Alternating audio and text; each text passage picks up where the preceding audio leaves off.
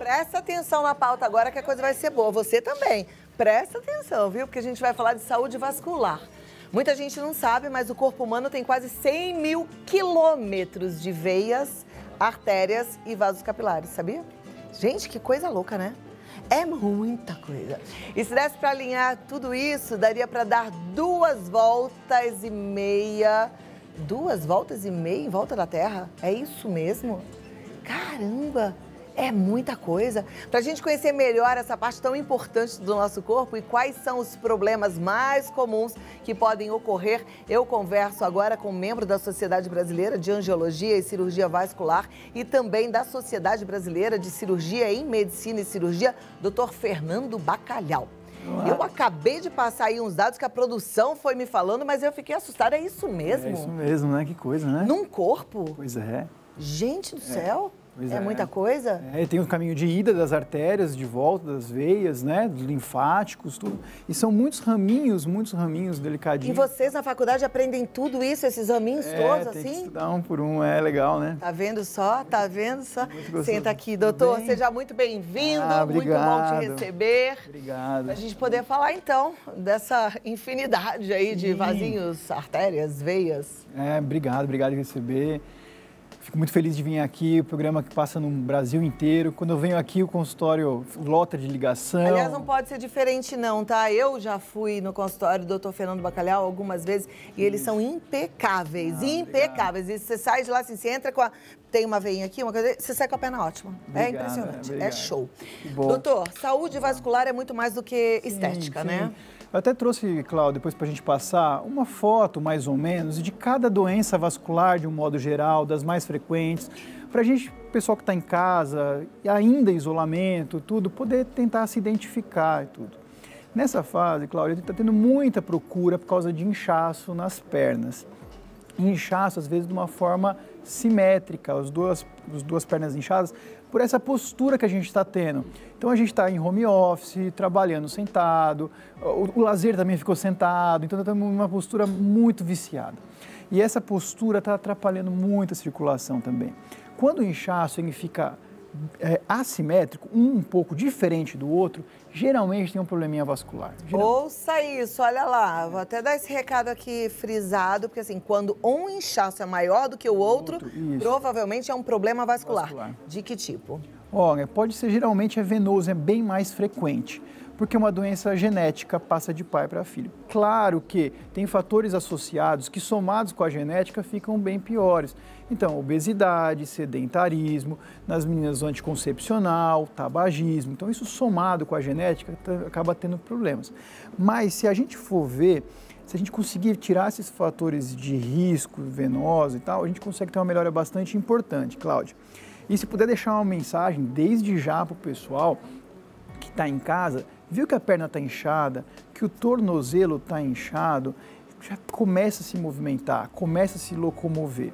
Como é que a gente nota o inchaço, Cláudio? A pessoa acorda de manhã com a perna até relativamente linear, normal, desinchada, com disposição, com energia. E conforme o dia vai passando, o dia vai acumulando suas atividades, seus compromissos, no fim do dia a perna vai inchando e por ação da gravidade cada vez vai subindo mais o nível do inchaço. Quando o inchaço é bilateral, você fala, olha, estou muito parada, vou caminhar um pouquinho, vou andar um pouco, tal, e você começa a circular, começa a ajudar a gravidade nessa circulação. Por quê? A panturrilha é o coração da perna. Se a gente contrair e relaxar a panturrilha, a gente tem uma melhora da saúde vascular como um todo. Nossa, agora até me lembrei da minha professora da academia, ela sempre fala para eu fazer um exercíciozinho bobo, que fica assim, ó, levantando e abaixando assim, ó. Isso mesmo. É isso. E ela fala, tem que bombar, tem que, que fazer isso. E, quer dizer, então isso aí é uma pessoa que nem precisa ir na academia, faz em casa. Tem que fazer em casa. E hoje toda atividade é mais ou menos por esse lado. Por exemplo, eu que tenho menina em casa, né? Tenho seu pai de menina. Se coloca a neném no balé, ela vai fazer aquelas posições de treino, de treino para poder fortalecer a perna, melhorar a circulação. né? Então, todos os esportes, todas as atividades, tem que priorizar a panturrilha também, na forma geral. E a mensagem importante que a gente tem que deixar também é que não é que eu fiz 30 minutos de atividade física de manhã e fiquei 23 horas sedentário, que eu também estou protegido. Então, se você caminha um pouquinho de manhã, também coloca um pouco de atividade à tarde, alguma atividade dentro de casa no fim do dia, para também intercalar períodos de sedentarismo e períodos andando, né?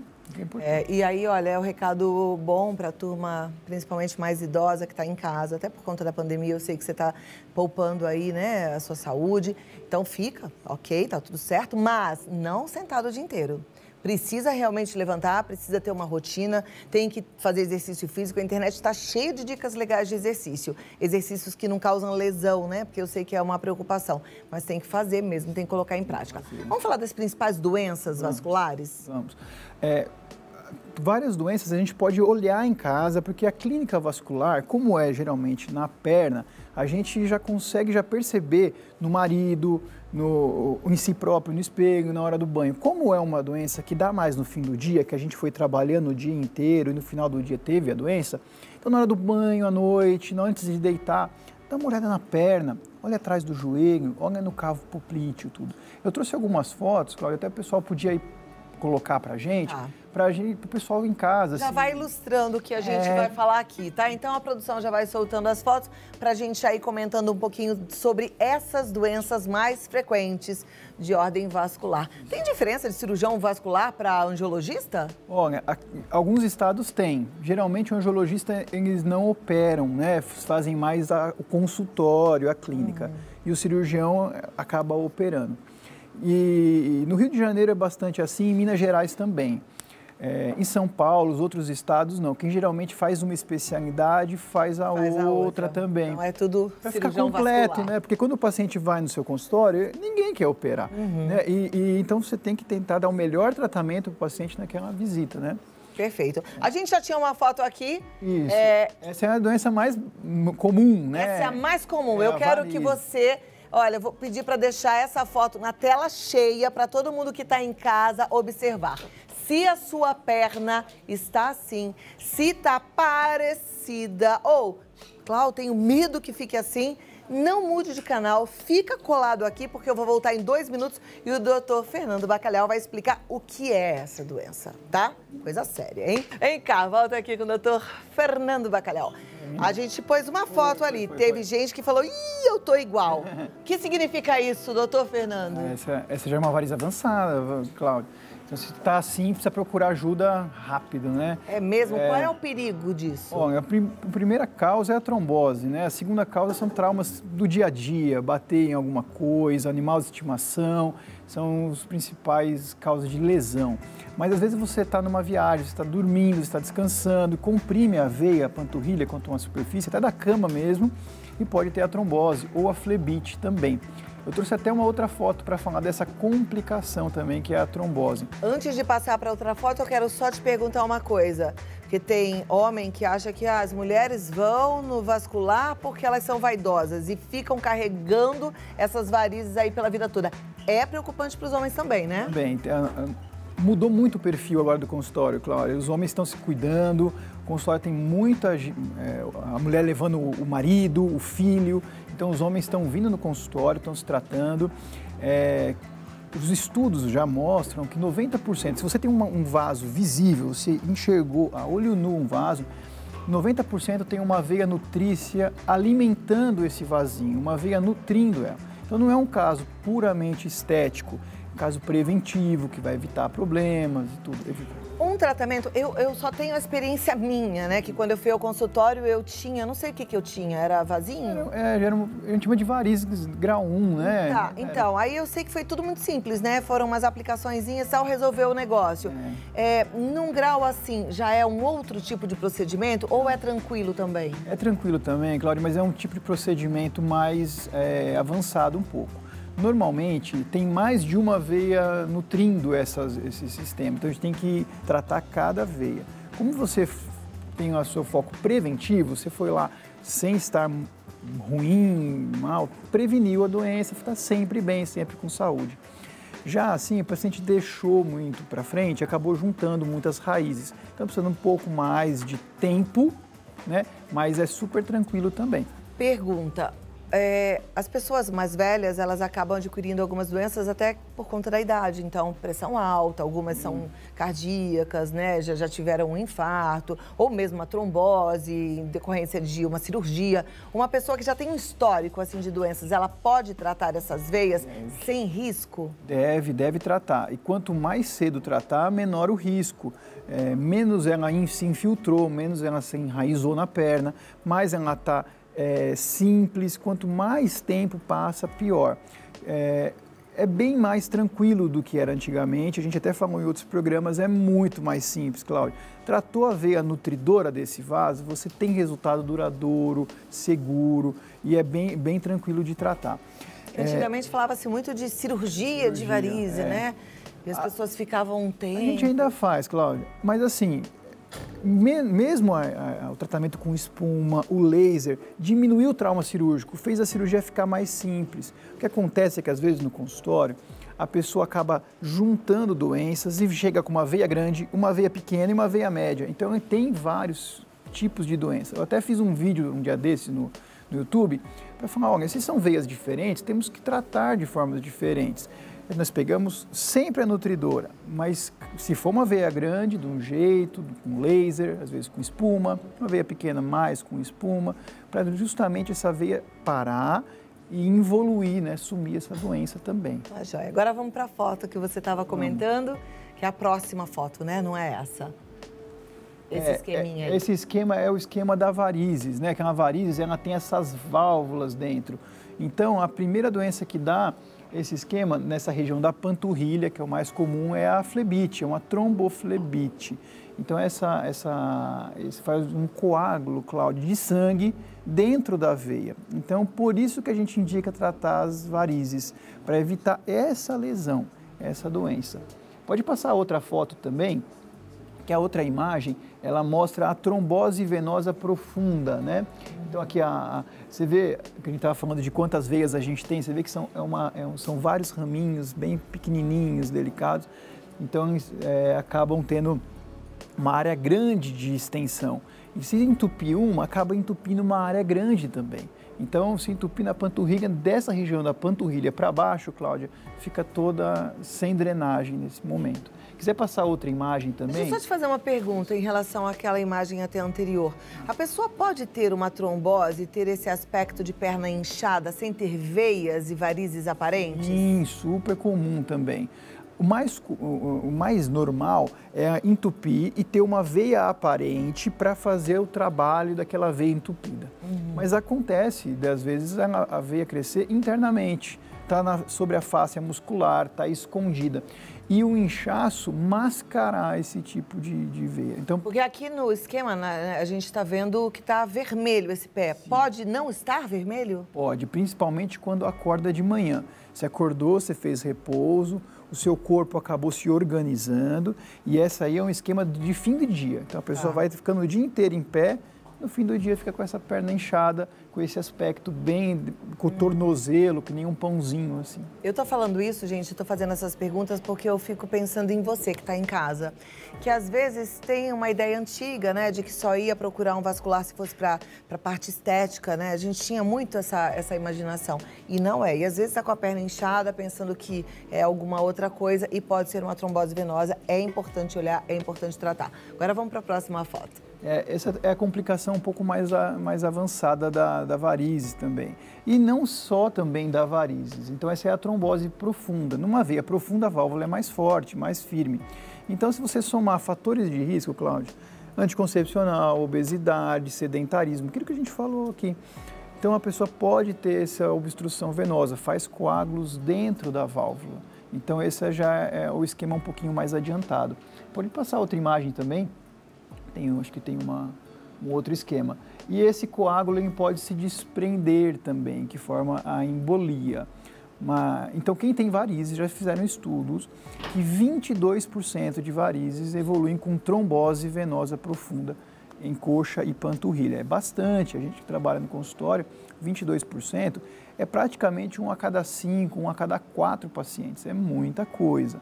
Então, prevenção é sempre a palavra-chave, é o alerta que a gente quer dar, a nossa missão aqui. Pode passar outro esqueminha também, que é importante. Esse aqui é uma doença arterial, a gente falou bastante de veias, esses são doenças mais silenciosas, uma doença de dilatação, mas é das artérias, do caminho de ida do sangue, e isso está totalmente relacionado com o cigarro. Então, é um paciente que fuma, histórico familiar, e tem essa dilatação e é super perigoso. Tem um aneurisma, tem que procurar ajuda. Um aneurisma pode ser em qualquer artéria. Pode ser em qualquer artéria. Mas cabeça. O aneurisma está sempre ligado ao tabagismo? Geralmente sim. Tem estudos que mostram que é uma relação muito única. Então, quem não fuma, eu não fumo, posso descansar que eu provavelmente não vou ter um aneurisma? Às vezes, normalmente já é mais simples, mas pode acontecer. Aquele caso até recente, né, do Tom Veiga, o Louro José, que ele teve um aneurisma, teve aneurisma também. Ele era tabagista? Familiar. Era histórico familiar. Era histórico familiar. Então, geralmente, vamos falar ao contrário. Se você não tem histórico familiar, não fuma, a chance de você ter um aneurisma já é menor. Mas, a gente que vive em grandes cidades poluídas e tal, tem um familiar em casa que fuma e tem histórico, é muito, muito próxima a relação, é quase junto. E não dá sinal, né? Uma doença silenciosa. Silenciosíssima e terrível, né? E eu deixei um outro esquema também, de uma doença arterial também, que é a doença que quiser passar, que é a doença que a gente fala agora do ômega 3, que é a doença da obstrução arterial. Essa? Que é essa daí. Essas placas de gordura vão ocluindo de dentro para fora as artérias. Que são essas partes amarelinhas. Isso, exatamente, são essas partes amarelas. Então, tratamento clínico, caminhada, boa alimentação, sol da manhã, ter uma vida saudável, dormir bem. A vida saudável é justamente para prevenir esse tipo de doença arterial. Quando a nossa artéria está com uma placa de gordura, tem algum exame que detecta isso? Por exemplo, colesterol alto, triglicéridos, qual que é? Tem exames de sangue, né, que é o PCR, tem o colesterol e triglicérides, é o mais comum, mas o que acaba vendo a lesão é o ultrassom. A ultrassonografia é o padrão ouro. E se a gente pegar placas como essa, até 50%, 60%, a gente resolve sem cirurgia, tratamento clínico, antiagregante, tudo sem cirurgia. Agora, se pega numa fase mais avançada, às vezes precisa colocar um stent, fazer alguma coisa mais duradoura. E é importante falar também que mesmo que o paciente vá para a cirurgia, ele não abandona o tratamento com o clínico. Ele precisa caminhar, ele precisa tomar o sol da manhã, fazer atividade física, dormir bem à noite, uma alimentação saudável. E o sol da manhã, né, que também é importante também. E essa coisa do exercício físico é engraçado, né? Porque eu sei que tem muita gente relutante, talvez seja seu caso, né? Eu também tenho preguiça, viu? Eu faço ginástica assim todo dia pela disciplina, mas também tenho preguiça. A gente tem que vencer essa preguiça, porque não é papo furado, é a realidade. O nosso corpo precisa, a gente tem que fazer exercício, né? Não tem escolha. E é engraçado, eu tô com criança pequena em casa e é engraçado com criança como a gente se dedica, né? Quando eu e a Karen, a gente comia um pouco pior, ficava com essa preguicinha, mas quando a gente tem criança, a gente se dedica tanto, cuida da alimentação dela, faz caminhada, põe de manhãzinha para tomar sol, leva para andar. E é engraçado, conforme a gente vai passando os anos, a gente vai se deixando de lado, a gente vai esquecendo da saúde, né? Então, lembra de quando tinha criança em casa, que é a melhor época que a gente tem. Então, trate-se como se você fosse um bebezinho, entendeu? Vai tomar sol, vai fazer exercício, vai fazer a comidinha saudável, cheia de legumes, verduras e proteínas. E, ó, eu vou te pedir 2 minutos, vou abrir para a turma mandar perguntas. Legal. Você pergunta, doutor Fernando Bacalhau responde em 2 minutos. Fico muito feliz de trazer esse assunto aqui, porque eu sei que tem muita gente agora precisando desse alerta, né? Doutor Fernando Bacalhau, temos muitas perguntas. Oba. Vamos colocar na tela? Vou te pedir para chegar para cá, para você olhar aqui, que vai ficar mais fácil. Olha, saúde vascular. Tenho muitas varizes nas pernas. Esse problema é somente estético ou também atrapalha a circulação? Não, também atrapalha, Cláudia. Importante essa pergunta, porque as pessoas falam assim, nossa, eu tenho só pouco, não tenho muita coisa. Mas o que eu falei, tem uma veia nutrindo esses vasos visíveis. Então, assim que já está visível, internamente está muito pior. É importante procurar ajuda nessa fase, para prevenir problemas mais adiante. Perfeito. Vai que rapidinho você resolve, viu? É papum. Próxima pergunta. Costumo ter dores nas pernas quando caminho, mas ao parar, essa dor some. Se volto a andar, começa a doer de novo. Pode ser um problema circulatório? É a doença clássica da parte vascular, Cláudia, porque a gente está usando o membro. Então, uma doença arterial, daquelas plaquinhas que a gente... Foi a última foto que a gente mandou, é justamente essa queixa. Você vai usar o membro, vai caminhar, vai fazer uma atividade e aí falta oxigênio naquela musculatura. O paciente tem dor. Ele para, olha, finge que olha uma vitrine, disfarça, melhora um pouquinho, anda mais um pouquinho, aí tem a dor de novo nessa mesma região por falta de oxigênio. Também tem que procurar ajuda. E essa distância de marcha que a gente fala cada vez fica menor. 200 metros, 100 metros e aí acaba ficando bem limitante. Legal. Próxima, vamos lá para a tela. Tenho vasinhos roxos bem fininhos e visíveis no pé e também no nariz. Pode ser algum problema de circulação? Pode. No nariz é bem diferente da perna. Os vasinhos do rosto têm um fundo bem mais da pele, da derme mesmo, principalmente nessa região aqui do nariz e também até esses da têmpora. Esses da têmpora e do nariz, eles não são uma doença, não são um problema, mas eles enraizam e acabam crescendo. Aqui o tratamento também tem que ser justamente o laser, a gente acaba cauterizando esses vasos. Na perna, já não.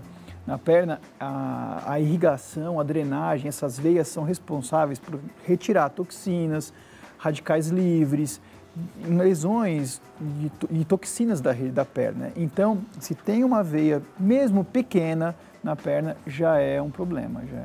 Vamos ficar de olho, vamos tratar. Isso aí. Tem que tratar rápido, né? Que é prevenção. O doutor falou agora do vasinho do rosto. Eu tirei um aqui no meu rosto que era bem grande, né? Que me incomodava. Papum, no laser, né? Foi no laser, foi rapidinho, né? Vamos lá. Próxima pergunta, vamos para a tela. Doutor, é verdade que os problemas na circulação podem prejudicar os rins? Pode sim, Cláudia, é importante isso. Porque nós também temos veias e artérias irrigando os nossos rins. Então, se eu tenho uma doença obstrutiva diminuindo o oxigênio para o rim, eu acabo tendo doença renal a longo prazo. Então, a gente também é um órgão-alvo, assim como o diabetes, que também pega as artérias e veias renais também. Então, também tem que procurar ajuda. Não é o mais comum, geralmente o mais comum começa pelas pernas, mas pode acontecer também. Tá, joia. Vamos lá, tô gostando, a turma toda participando, obrigada a você que mandou a sua pergunta, isso é maravilhoso. É assim que eu gosto, o programa é nosso, é meu, é seu, né? É nosso aqui do doutor, então fique à vontade. Sempre ouço falar que a pressão alta é perigosa, mas a minha é baixa. Que problemas posso ter por causa disso? Olha, se for poder escolher, melhor escolher a pressão mais baixa, né? A pressão alta leva a vários problemas crônicos, tudo. Então, se você tem uma pressão baixa, o principal problema são desmaios, fraquezas, né? Um metabolismo mais lento também. Mas é até um fator de proteção, né? Então, o ruim é a pressão alta. A pressão alta pode dar várias lesões em vários órgãos a longo prazo, né? Tem que ficar de olho, tomar o remédio para pressão e controlar direitinho, tá? Próxima. Tenho diabetes e morro de medo de ter pé diabético. Como posso evitar esse problema? Controlando a glicemia.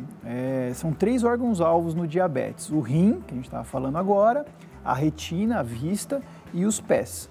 Então, se a gente fizer pouca dieta, uma alimentação com açúcar, pior são os açúcares que estão escondidos na dieta, que a gente até sabe, o açúcar a gente vai evitar, mas o açúcar que está obscuro. O que é açúcar obscuro, gente? É pão, macarrão, carboidrato simples, aquela farinha branca, né? Tudo que, mesmo que seja assim, mas é uma torta de frango, uma torta de palmito, cheia de farinha de trigo, refinada. Então, isso tudo vai virar açúcar, tá? A gente tem que ter isso em mente. A gente tem que ter muita atenção nos sucos também. Hoje tem sucos de caixinha que são puro açúcar, né? Sucos de caixinha, puro açúcar. Aliás, suco, o melhor é até evitar. Tá com sede, bebe água. Tá com fome, come a fruta inteira, de preferência com bagaço, com casca, com tudo. É porque a fibra é super protetora para o diabetes. Então, 30 gramas de fibras é o que é preconizado pela Sociedade de Diabetes para evitar a neuropatia.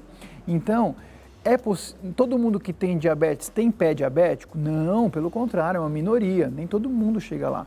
Controlar a glicemia, 25 a 30 gramas de frutas por dia, calçados confortáveis também. E todo dia quem é diabético tem que colher a sua glicemia e tá lá controladinha também. Você falou uma palavrinha aí que eu tenho ouvido ultimamente, você falou de neuropatia aqui nessa parte do diabetes. Tem alguma relação? O diabético, além de ter as doenças vasculares, ele também altera os nervos dos pés. São nervos muito delicados que nós temos nas extremidades, Cláudia. Então, o diabetes acaba atrapalhando e acaba matando esses pequenos nervos e a pessoa acaba perdendo a sensibilidade dessa região também. É muito comum no diabetes também. Ok. Só mais uma pergunta, o tempo já estourou, mas eu gosto tanto de aprender. Se eu tenho algum problema circulatório, eu posso doar sangue?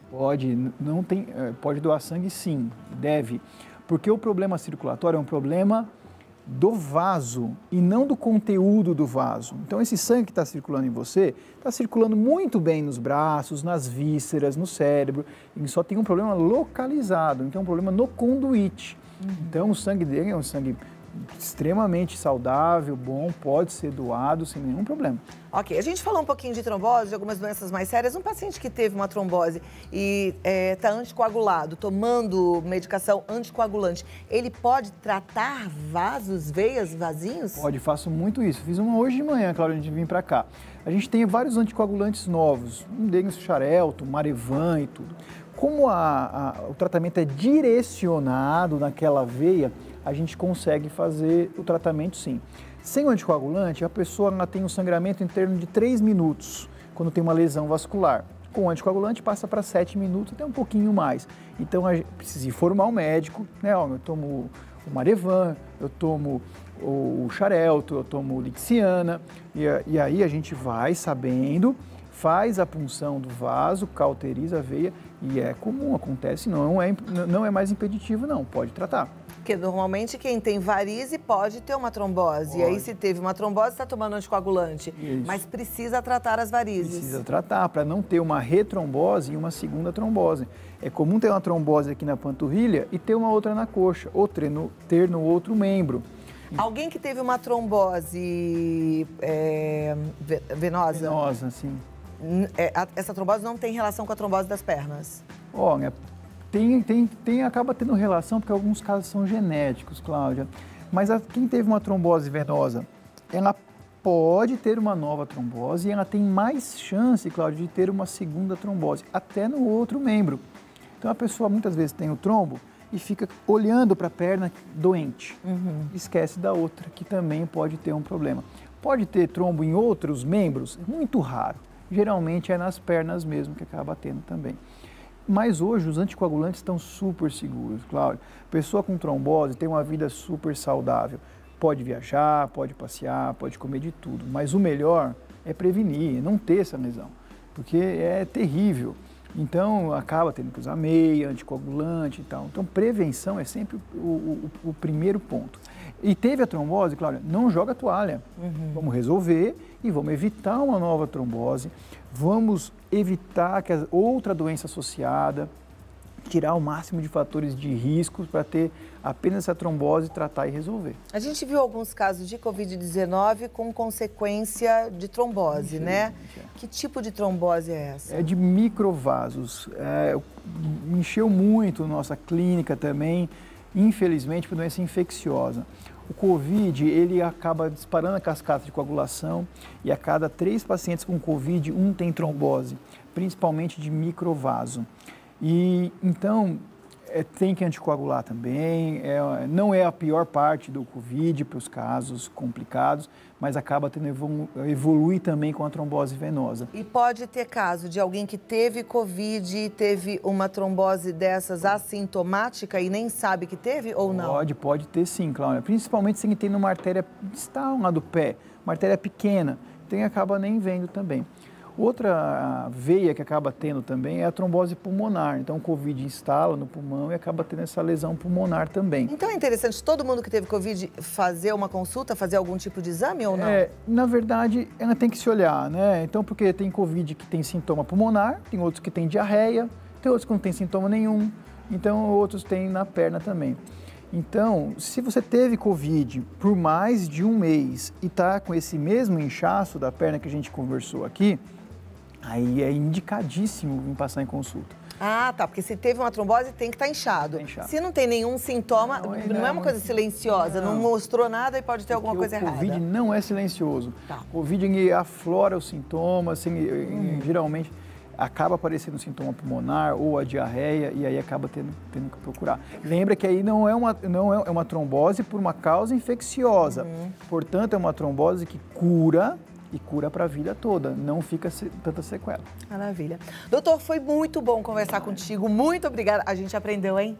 Ó, obrigada a você que mandou a pergunta, porque as perguntas contribuem muito. A gente vai perguntando e aí uma pergunta com certeza já é a pergunta que muita gente faria e isso é maravilhoso. Obrigada. E muito obrigada a você mais uma vez. Leva um abraço para as meninas lindas. E olha, você que está procurando um bom vascular, de coração te indico, kfvascular.com.br, o Instagram é kfvascular e o telefone é 11 2337 0185. Até a próxima, doutor. Cláudia, obrigado, carinho. Complicado eu falar assim, indica, porque eu gosto tanto dele, tão sério, né? Ele e a esposa, os dois são vasculares, mas gente fera mesmo, gente boa, viu?